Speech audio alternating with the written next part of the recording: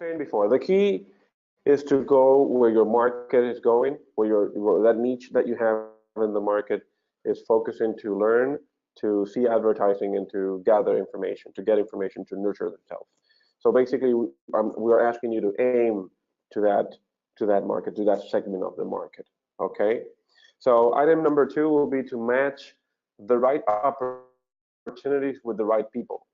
Right now, we are normally asking our clients or our prospects to evaluate what are they doing, and so I mean, what are they doing to communicate, to inform the clients or the prospects, and what are you doing to level up your personnel to the conversation they're going to have with that person.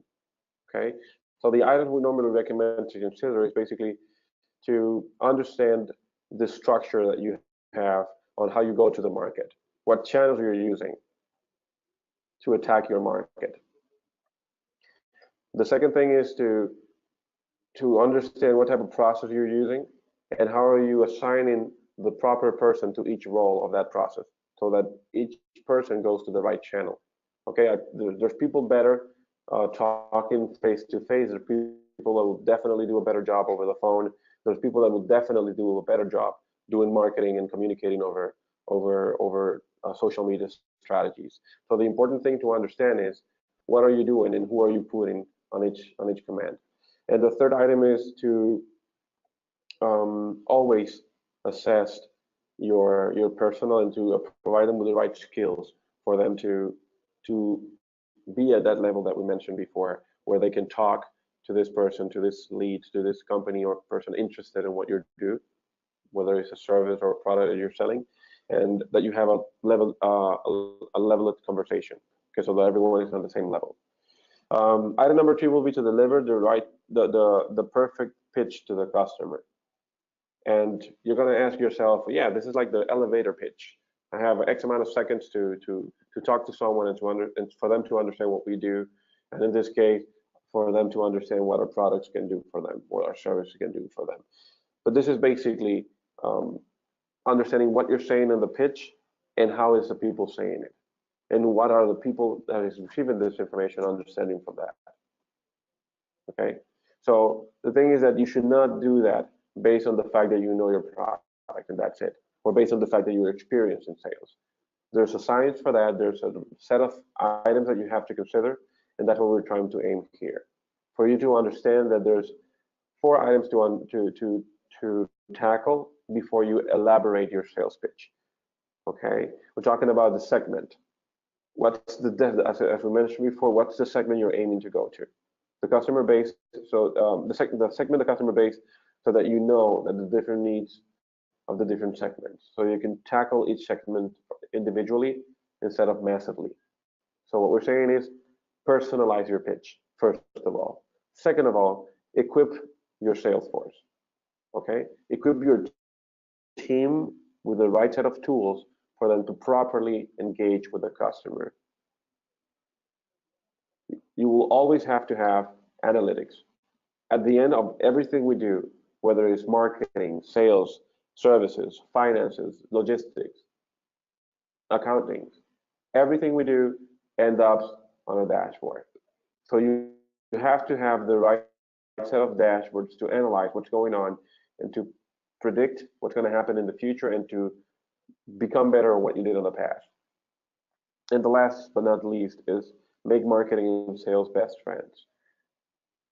What normally happens on any company that you can think of is that you have a marketing department planning, executing, and doing a lot of things, but they do not keep track of who's coming into the door of your company to buy, to talk to this sales representative. But on the other hand, you have a sales representative getting a lot of leads and talking to a lot of people over the phone, sending emails and receiving them on a showroom or in a retail store, and they're not providing feedback to marketing because these 2 departments are not talking. And what we're saying here, they should be best friends, because the only way marketing can understand what's the best customer for you based on the average ticket, for example, it's if they communicate to sales and sales informs them that. But the only way sales can explain marketing what they need and become better at planning the campaigns and become better at driving more leads. If it's sales is planning those campaigns with marketing. At the end, they should be one department. One is doing the front face to the one is giving the front face to the customer, and the other one is working on the strategy. But we shouldn't be seeing it as one department. We should be seeing it as sales and marketing always. And that's what we're trying to say. The fourth item to get to achieve the excellence in sales is build the right operating model. In order to drive sales excellence in a company, we normally looking for the right people to deliver the right pitch and to be able to execute the sales processes step by step, so that you're consistent with what you're doing and what you're telling to the customer. And this is funny because someone asked me on Monday if it was possible to skip a sales stage, and I'm like, yeah, of course you can do that. Sales stages are basically built to follow up a guideline. But if for some reason, let's say a customer tells you, no, I don't want a quote, just go ahead and give me the final proposal and I'll sign it and we'll move forward. That's okay. Go ahead and do that. It's nothing going to happen. If the customer tells you, let's stop doing this discovery phase, or let's stop, don't show me the product. I know what it is. My friend of mine has it. Just sell it to me and that's it. Give me the price and I'll pay for that. Of course you can do that. But 80% of your sales will probably go through your sales cycle, step by step, one step at a time. Obviously, depending on the industry you're at. But most of the industry selling B2B or B2C most likely go to the sales process stage by stage. And that's an important item to consider, okay? So the excellence will be achieved when you handle your sales cycle, and you know that it's very important not to skip the stages. Because if a customer requires a demo of your product and you do not provide with that demo, you will probably lose your customer because they didn't see the product working and they didn't have the chance to see it on their hands. So that's just a basic example of why you should consider going through the stages. But it is important for the person to manage the stage so that they can deliver the pitch at that level, because it'll change on each stage, okay? So the best model is the one where you have a central organization, a company planning for all the branches, and then you have a strategy where you delegate the efforts for each branch individually. So you plan in the middle or in the center or on the head of the company, and you send all the strategy to each one of the branches of your company. So if you are one big company, it's the same thing. Just go ahead and plan at a higher level, so that all the sales department can do what they have to do properly and aiming to the same goal based on the same strategy. And I'm just talking about sales. Obviously, if sales has a strategy, the customer service department should have strategy too, and marketing should have the same strategy or aiming to get to the same things. You will always want marketing to communicate something so that sales can prove that whatever marketing is saying is true, and the customer service can fulfill the customer's requirement at that point based on whatever the company is selling through marketing and through sales. Okay, so the pitch should always be connected. This is a very important item, which is social selling, and I like it a lot. We have included social selling conversations in many webinars. We have included slides on many webinars. Some of you have been on our webinars before, and you've seen these slides before. So it is very important to include them on your sales strategy if you want to get to an excellence in sales. So now we're talking about two sales models. The old sales model, where you had a cold call, and then you qualified the lead, and then you provide a demo to the customer, and then you continue your sales cycle. And the other model, which is a new one, combines social media with calls. I'm not saying you're not calling. I'm saying that before you call, you should go to LinkedIn, Facebook, Twitter, and you learn about that person. You have an engagement. So now you're not focusing on qualifying. You're focused on having a conversation with this person so you can engage. So you can have let's say, a friendship with that person. And then you qualify, because I'm not saying you're not going to qualify. You have to qualify anyways. But you're not based just in qualified. You're focused on engaging, having a personal conversation with this person, and then moving forward to an engagement. And then educate. You're not going to talk about your product. You're not going to show your product. You're going to do a consulting process where you educate the person based on their needs. You're talking at the same level this person is, because based on the needs, you pitch, and after that you go to the demo. And if you see both models overlap, they are on top of each other, but they start at a different phase. They start at a different task. Okay. So social selling is about leveraging your social network to find the right prospects, build trust relationship, and ultimately achieve your sales goals. And that's all you need. Okay. And you're going to do that starting with social media. It might start as a search to investigate, to learn about this person. It might start as a conversation via social media. Okay. People feel trusted when they see who you are, when you're asking a question through LinkedIn, instead of a call. If I call you right now, I don't know who you are, and I start talking over the phone, it's not the same as me going to LinkedIn, asking for a request and letting you know who I am. And then you look at my profile, and then you understand I'm an expert in sales, and I've been doing sales for X amount of time, and I've been working on these X, Y, Z companies that you all know. So it's not the same type of conversation. What we're saying is, if it's possible for you to start with social selling, go ahead and do it. I see people logged in that I know they have customers that are not necessarily connected to this world, because they don't even have emails. But if you can do it, go ahead and move to that part. According to the second annual report of General Electric Capital Retail Bank, 81% of the users start the purchase process with an internet search. It means that every time we go over the internet, every time we buy something, most of us goes over the internet. 25% of the salespeople increase productivity with a social selling plan. 75% of the B2B buyers are influenced by social media. So we're saying that even if I'm in a company and I'm buying something for that company because they want to use it, I'm probably going to social media to learn about that product, to see the reference people can give me, to see if that page has a social, if that company has a social media a connection with let's say Facebook, Twitter, Instagram. Right now, if you think of what you're doing with your life professionally and personally, and you're interacting with companies personally and professionally, I'm pretty sure you will feel uncomfortable if that company doesn't have a Facebook site or an Instagram site. You will ask yourself, why is this 2, 3, 4-story building, huge company with probably 200, 300 employees, doesn't have a website, or doesn't have a Facebook website, or doesn't have an Instagram profile? Why is that? So you don't feel that you can trust the company right now if they don't have a social media site. And for the last fact, 56% of the shoppers connected better with brands involved in social networking. That's related directly to what I said before. More facts here: 72% of the salespeople who use social media outperform their peers. So if I have a coworker working with me not using social media, I'm probably most likely to outperform that person. 74% of the B2B buyers conduct more than half of their search online. And 65% of the shoppers feel that the content in their supplier network has an impact on what they're doing with the final decision.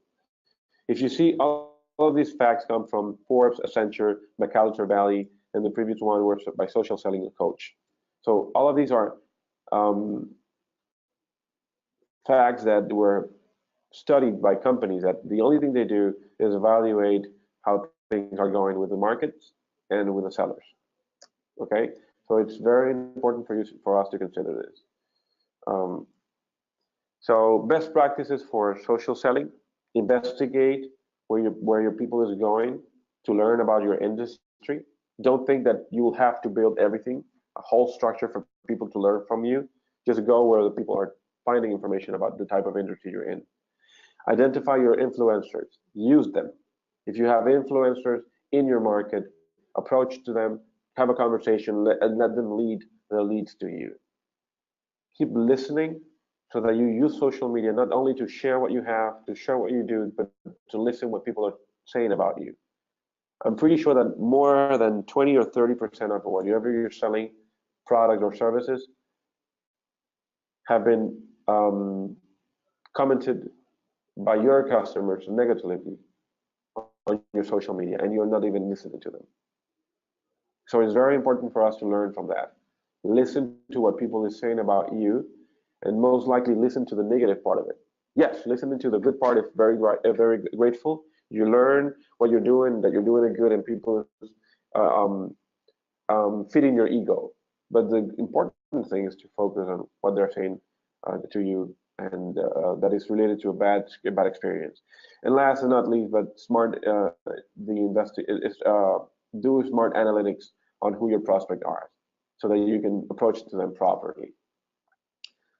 Item number 6, it's basically sales culture, and let's call that a CRM culture. I don't want to talk about sales particularly. I want to talk about your culture. You have to be the model. You have to be the leader who is setting the sample of what's going to happen in the organization. You have values, you have a goal, and you have a focus on what you're going to do. And you want your team to do that. So you have to be the model. You have to be the person who's showing everyone that whatever you're aiming to and that you want your team to aim, it's possible. And you have a flag on top of your, on front of your team, and you're a leader in your team. Item number 2, have a vision and communicate it. So connected to the item number 1 is not only about setting leadership with example, is communicate constantly what you're doing, so that people are constantly feeding from that vision that you have and from the ambition you're trying to bring into the table of the company. Set high expectations. Do never settle. Never trust that whatever you're doing with your company, it's good. Do not think that whatever your team is aiming now is going to be the same thing they should be aiming next year. You should always set high expectations for your teams, on goals, on personal growth, on professional growth, not only on sales numbers. Create a competitive environment. Set incentives. Make sure that whatever you have on your team, it could be sales, it could be customer service, it could be marketing. Make sure they're competing to each other. That way they become better. I've always said that I feel uncomfortable where I do not have a competitor. If I'm in the market and I do not have a competitor, there's nothing for me to learn. I'll be playing my game the way I always play it. But if someone comes in and shows me they can do something better than me or my company, I'm most likely going to change whatever I'm doing and become better. So create a competitive environment inside your company so that people can become better. And last is provide an ongoing coaching to improve. And I'm just going to say that think of the greatest CEO you can think of, and they always have an assessor. They always have a person that they go and ask for information and for a comment or an idea on how to do something.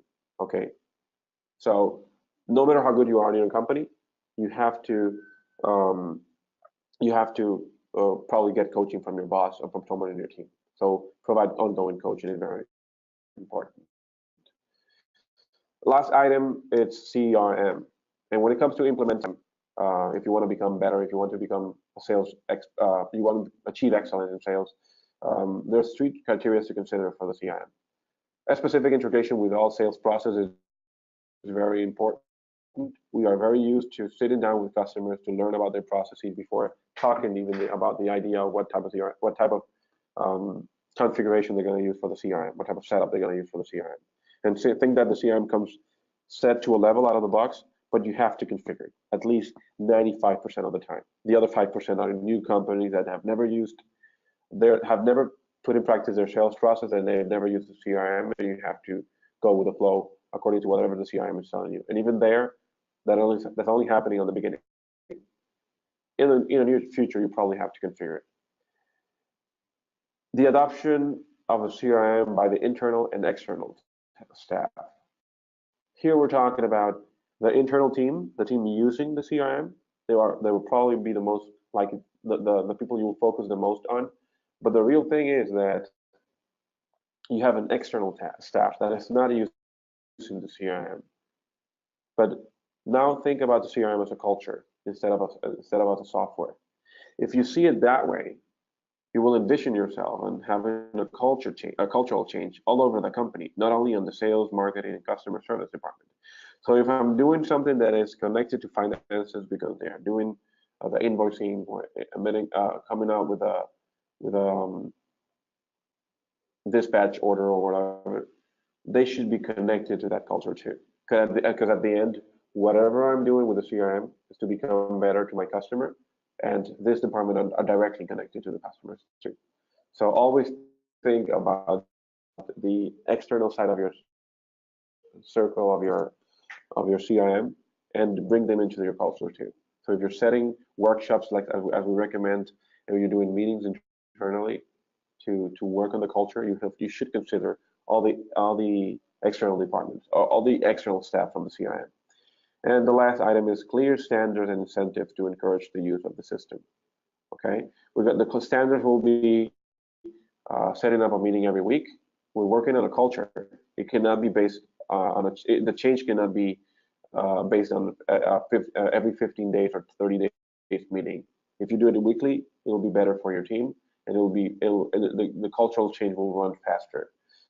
So you have to set up a standard on what the goals are, what you're asking for your people to do, what are you expecting from them, and you should be reviewing that weekly, every week. The moment you skip a week, you skip the possibility of getting to. And if you work on commissions, if you want to work on a big prize at the end of the month for doing whatever you asked for them to do in a CRM, you can go ahead and do that and trust that it will directly impact the result of that cultural change that you're looking for.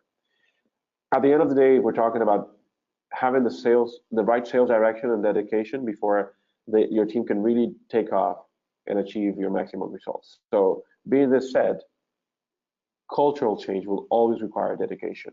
If we could highlight this word on this slide, I would highly recommend it. Take a print screen and highlight it and think about dedication. How much are you dedicating to your team? You will obviously have a direction, most likely, but the dedication that you have to your team, based on the fact that they're using a new system that is not necessarily mandatory, it's optional if you think about this. It is very important for that cultural change. So again, do all of the above consistently. Dedicate yourself to that.